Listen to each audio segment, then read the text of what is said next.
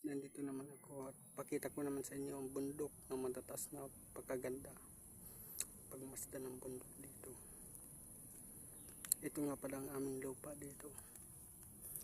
So ito nga pala ang aming lugar, mga ka-idol. Medyo bukid pa siya.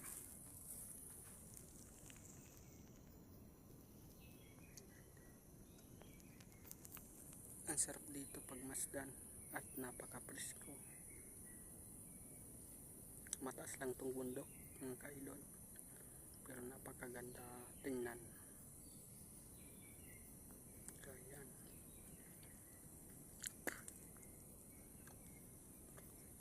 Wala nga pala ditong tipong kasi inukay na.